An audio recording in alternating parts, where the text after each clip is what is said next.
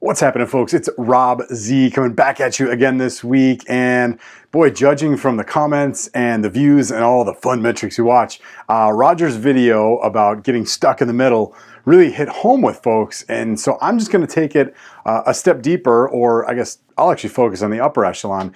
And I want to talk about putting in clutch performances. So before we do that, though, please be sure to hit that like and subscribe button. The faster you do that, the faster you get access to our best content, our best lessons. You don't have to wait for them to hit your inbox. You get that little ding-a-ling-a-ling from YouTube and all kind of goodness happens. All right, so it's funny, I was having another coaching call this morning, and man, coaching calls are like the greatest inspiration for putting together these videos. I was having a conversation with one of my guys this morning, and he's super funny. He's in the middle of Texas, and we're on the phone, and we're catching up for the first time in a couple weeks. I'm like, hey man, what's going on? Give me a state of the state.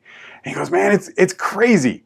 He goes, I'm in the middle of Texas. I'm in little small town Texas. I'm never going to be the biggest producer in the company, but dang it, if we didn't just have a meeting, and there I am on top of the leaderboard. I can't figure it out. I'm up exponentially in all my metrics. He's up all of his everything they track.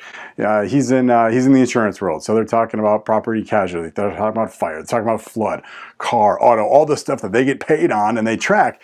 He's like, I'm up like 40 to 50% over last year, and last year was the best year of my career. What's going on? And so as we're talking and chatting about this, I realize, I'm like, man, I'm not surprised, because he's totally using all 5 elements that go into creating any clutch for performance. All right, you think about clutch performances, and I won't lie to you, I am so fighting the temptation to use every single sporting analogy ever, because that's where normally you think about clutch performances, and you think about the legendary pitchers or hitters or basketball players or football players or.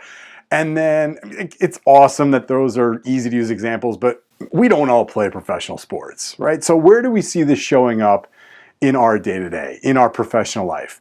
If you're ready, when you're ready to be putting in consistent clutch performances, you've got to be using these 5 elements. So the number one element to any clutch performance is a high level of focus.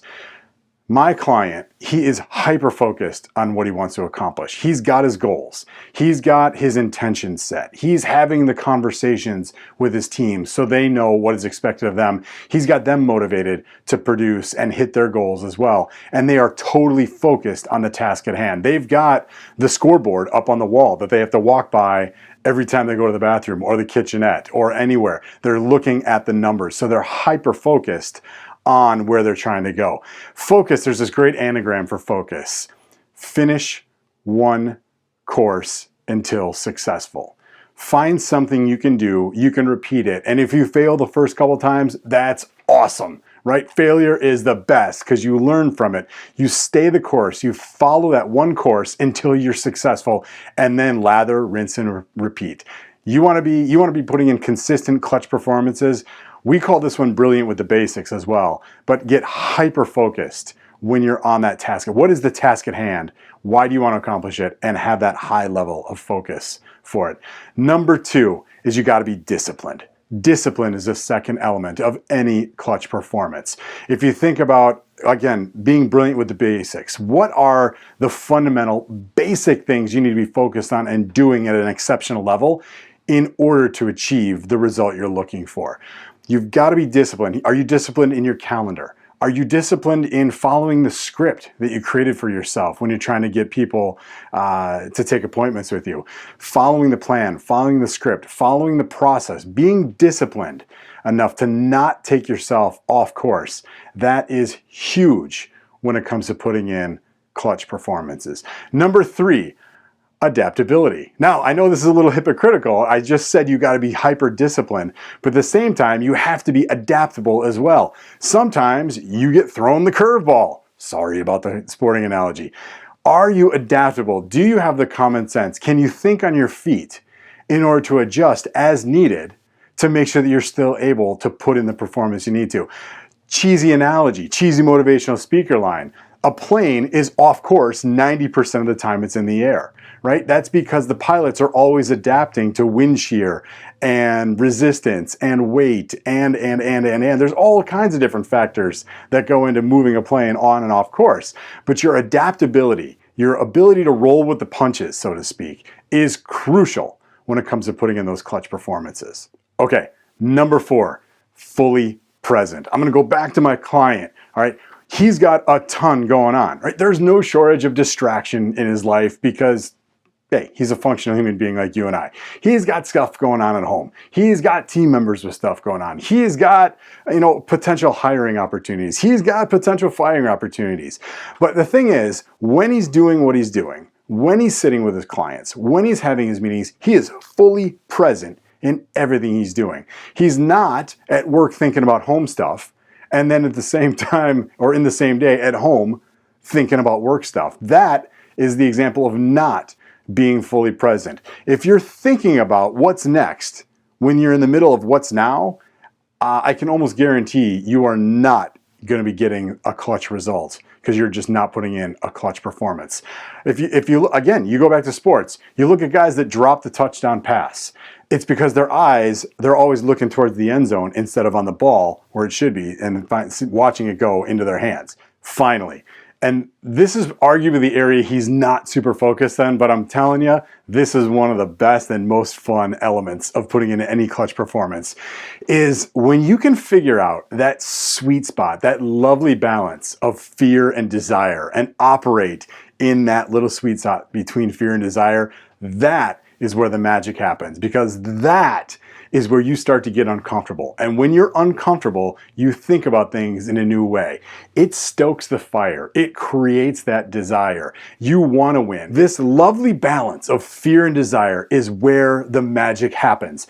I'll tell you, just this week, I'm a cyclist. I love cycling. I used to work in the bicycle industry.